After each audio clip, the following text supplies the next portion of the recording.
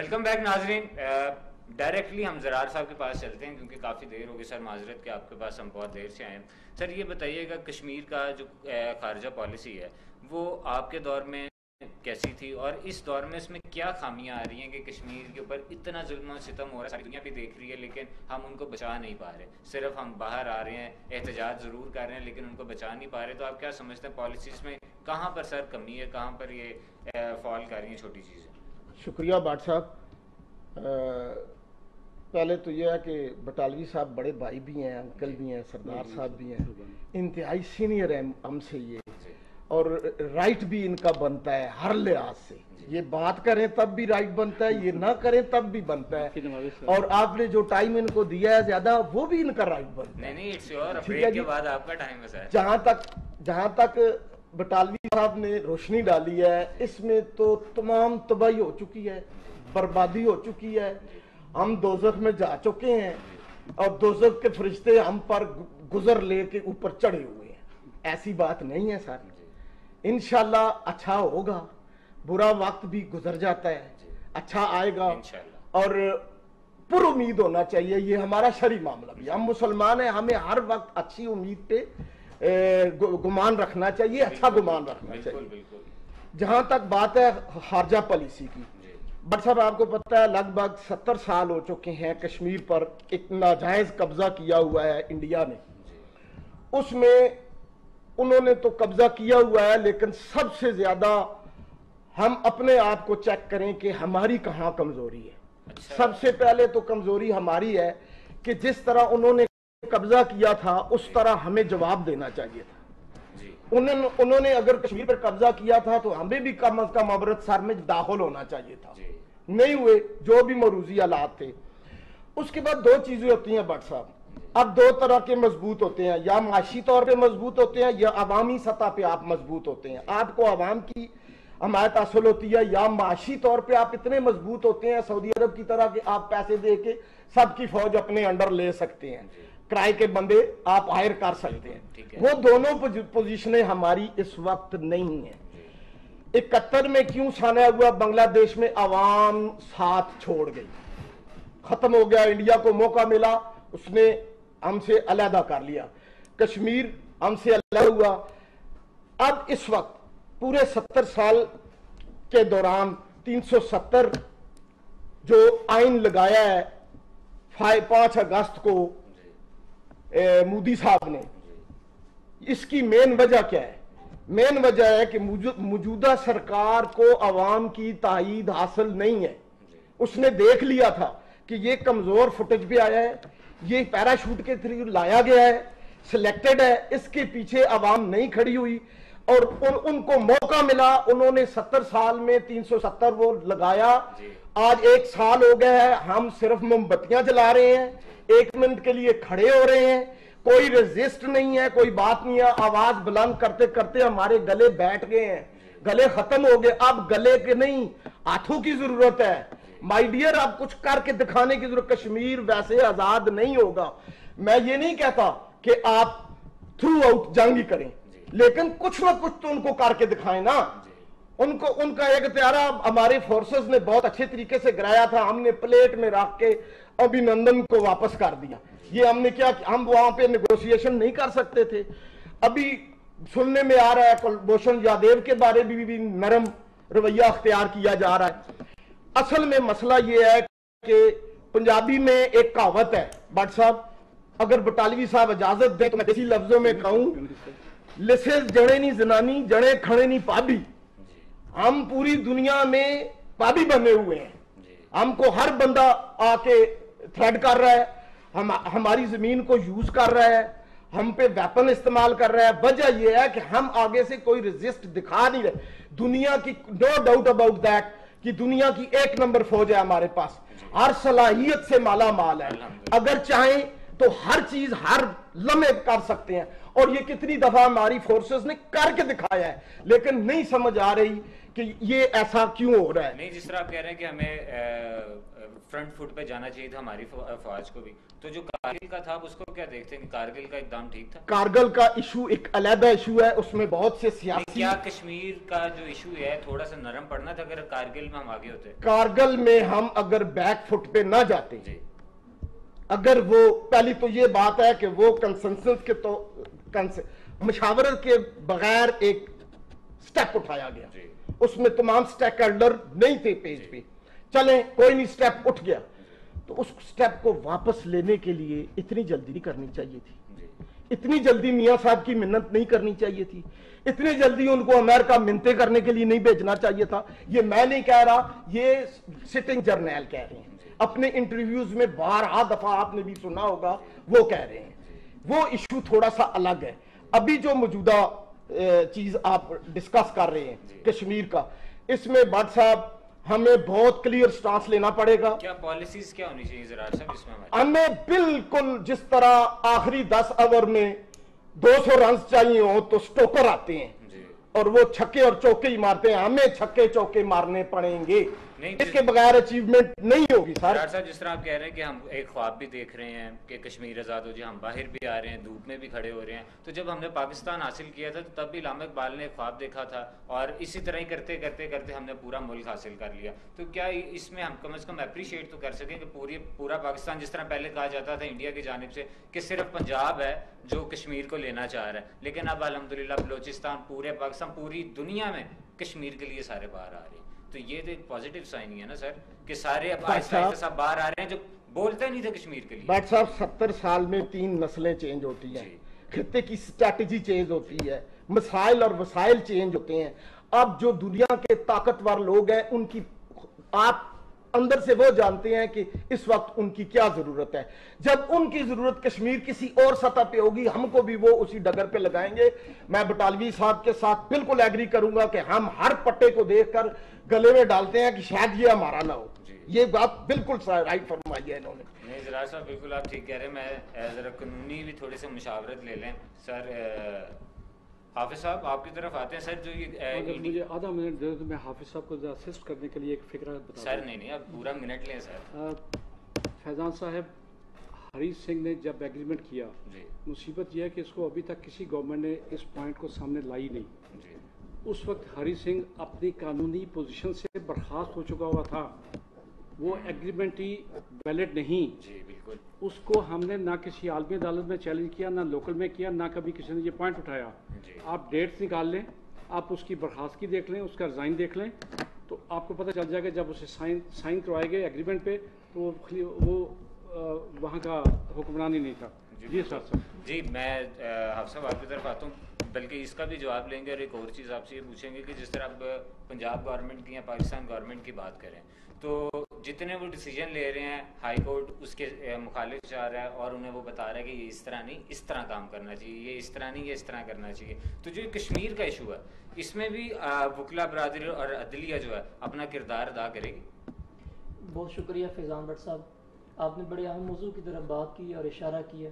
پہلی بات تو یہ ہے کہ المیہ یہ رہا کہ جب سے پاکستان آزاد ہوا, اس پاکستان کے آزاد ہونے سے لے کر آج تک ہم لوگ یہ چیز ہی ڈٹرمن نہیں کر سکے یا اس چیز کا تعین نہیں کر سکے کہ کشمیر کن کا ہے.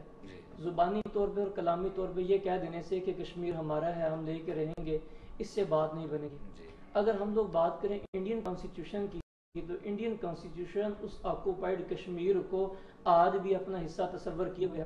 سوال یہ ہے کہ جو آزاد کشمیر ہے, ہم لوگ تو آج تک اپنے کانسٹیٹیوشن کے اندر اس کے بارے میں کوئی بات نہیں کر سکے.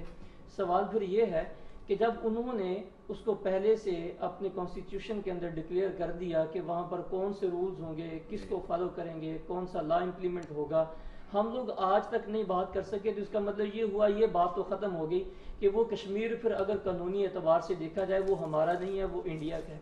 اب رہی بات یہ کہ اس سے پہلے کہ جب یہ پاکستان الگ ہوا اور انڈیا کی بات کریں وہ الگ ہوا, تو اس وقت جو ایگریمنٹس ہوئے تھے جس کی بابت ہم لوگوں نے امپلیمنٹیشن کروانی تھی, کیا انٹرنیشنل کورٹ آف جسٹس کے اندر ہم لوگ گئے ہیں؟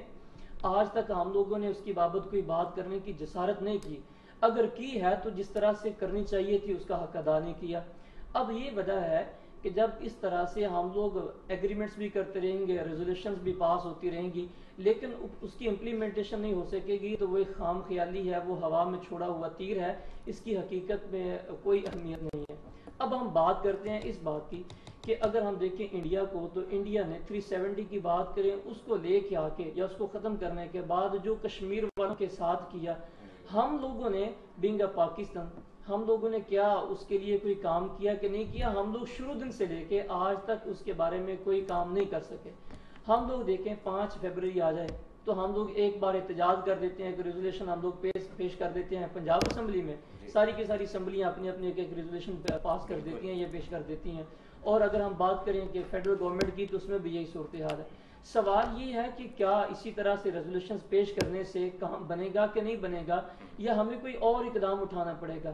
تجربہ یہ بتاتا ہے، اور یہ میری جو آبزرویشن ہے، کہ آپ لوگوں کو اپنا حق چھیننا پڑتا ہے، کیونکہ حالات ایسے بن چکے ہیں کہ آپ لوگوں کو کوئی ایسا سخت قسم کا اقدام اٹھانا پڑے گا، تو پھر آپ لوگ کامیاب ہوں گے۔ اب لوگ ترکی کی مثال دیکھ لیں، چند دن پہلے کی بات ہے کہ طیب اردگان نے کیا کر کے دکھایا۔ یہ اتنا پرانا مسئلہ تھا، اس نے تھوڑے سے وقت کے اندر، تھوڑے سے عرصے میں اس معاملے کو حل کر کے دکھا دیا۔ اس کا مطلب یہ تھا کہ وہ چاہتا تھا کہ یہ معاملہ حل ہو جائے۔ مجھے نہیں سمجھ آتی ہے کہ ہماری جو لیجسلیٹو باڈی ہے، ہماری جو پارلیمنٹ کی بات کریں وہ ہے، ہمارے جو سینٹ ہے وہ ہے، یا ہمارے پریزیڈنٹ صاحب کی بات کریں، کوئی ایسا آرڈیننس پاس کر دیں کہ جس کے تحت ہم لوگ اپنے کچھ نہ کچھ وہاں پر لیجسلیشن کے حوالے سے بات کر سکیں، یا انٹرنیشنل کورٹ آف جسٹس کے اندر جا کے ہم لوگ جا کے اپنا مدعا بیان کریں۔ اور اس کی دیکھیں بات یہ ہے کہ چونکہ ہم لوگ ایک ریکگنائزڈ اسٹیٹ ہیں، تو اس ریکگنائزڈ اسٹیٹ ہونے کے جب ہمیں ساری کی ساری دنیا تسلیم کیے ہوئے ہے، تو ہم لوگ انٹرنیشنل کورٹ آف جسٹس میں جا کے اپنا مدعا کیوں نہیں منوا سکتے ہیں؟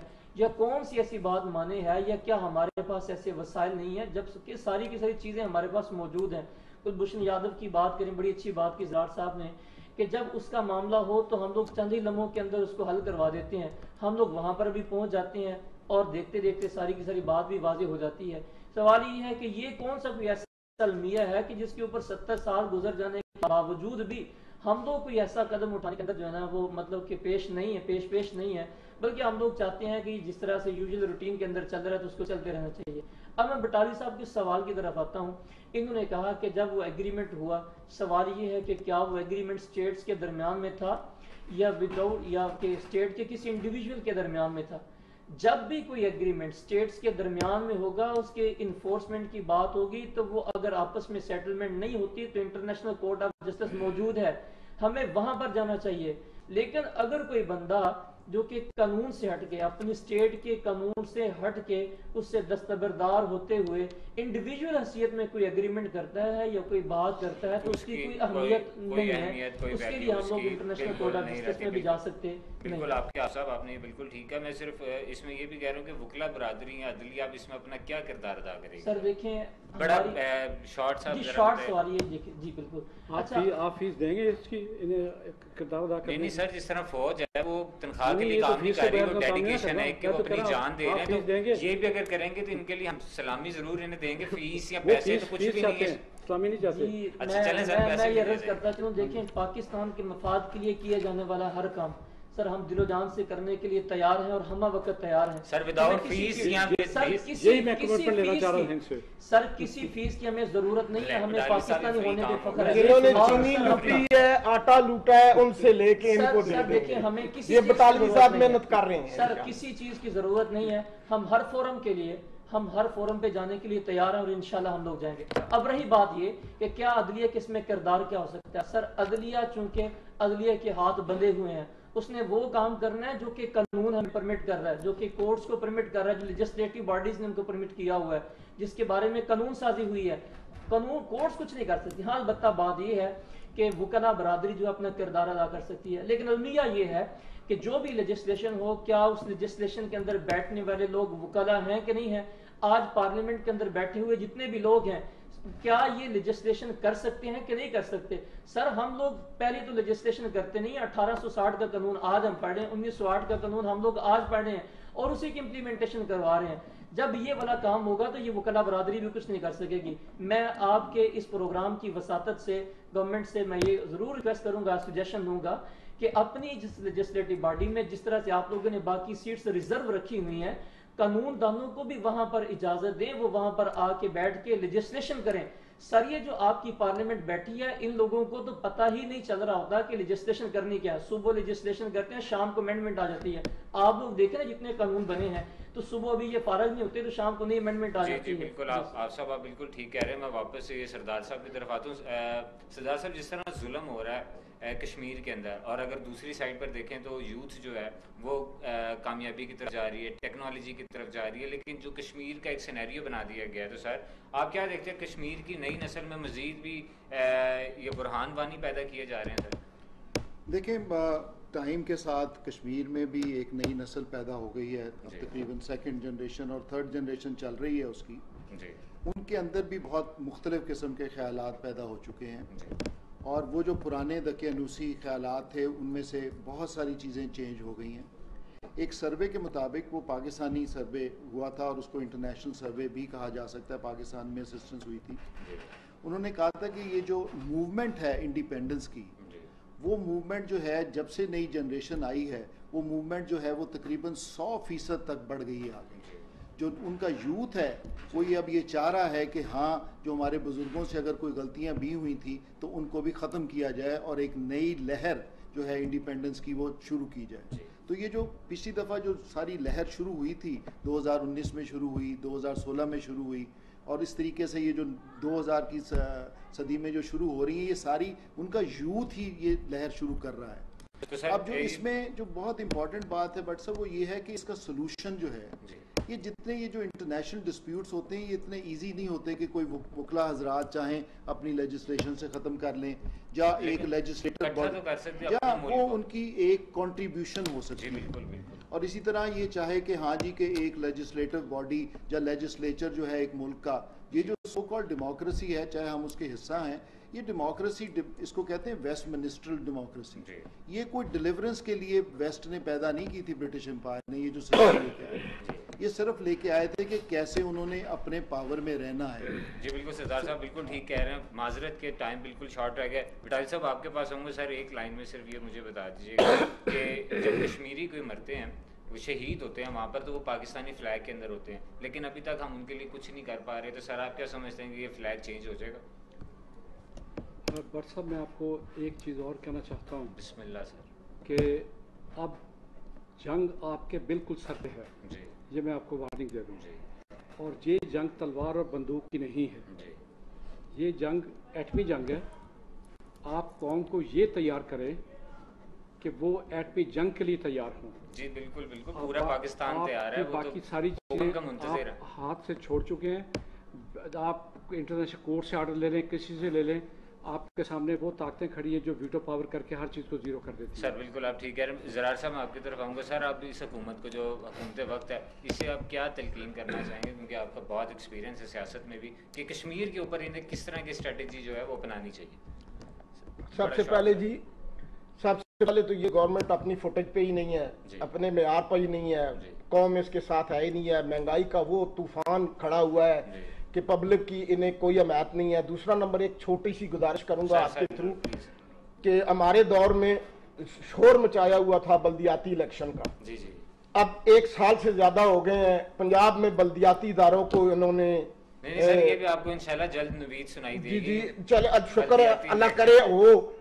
تو ابھی ریکویسٹ ہے ان اداروں سے جو ادارے اس کو ڈیل کرتے ہیں کہ یہ بلدیاتی الیکشن جلد سے جلد کرائے جائیں، تاکہ پبلک کے پاس اپنا اختیارات پہنچے اور وہ اپنے لیے کچھ حل کریں. یہ گورنمنٹ تو اللہ ہی حافظ ہے. جی بہت شکریہ زرار صاحب. ناظرین، یہاں پر ہم نے بات کی عوام کے مسائل کی، اور پاکستان کے مسائل اور اس کے وسائل کی بھی بات کی، کشمیر کی بات کی. یہاں پر ہم نے یہ بات کی کہ کشمیر کی آزادی کے لیے مسائل کون کون سے درپیش ہیں، اور ہمارے پاس ہمارے جو سینئرز ہیں وہ سیریس بھی ہیں یا نہیں ہیں، اس کے اوپر بھی بات کی. اور مودی کو بھی میں ایک بات کہنا چاہوں گا. مودی نے بہت بات کی تھی انڈیا میں کہ کشمیر کو جو یہ آئین میں ترمیم اس نے کی، وہ یہ کہتا تھا کہ کشمیری خوش ہو جائیں گے، خوشحالی آ جائے گی، پیسہ آ جائے گا، معیشت آ جائے گی، ٹورزم وہاں پر آ جائے گا.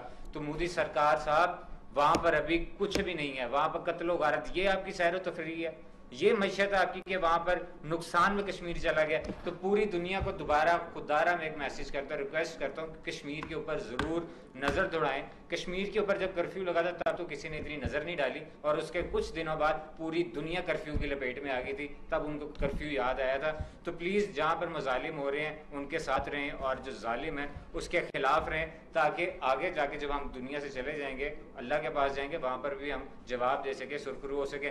ناظرین، آج تک کے لیے اپنے ہوسٹ فیضان بٹ کو اجازت دیجیے. کل ہم نئے پروگرام اور نئے آپ کے سوالات کے ساتھ حاضر ہوں گے. تب تک کے لیے اپنا خیال رکھیے گا. اللہ حافظ.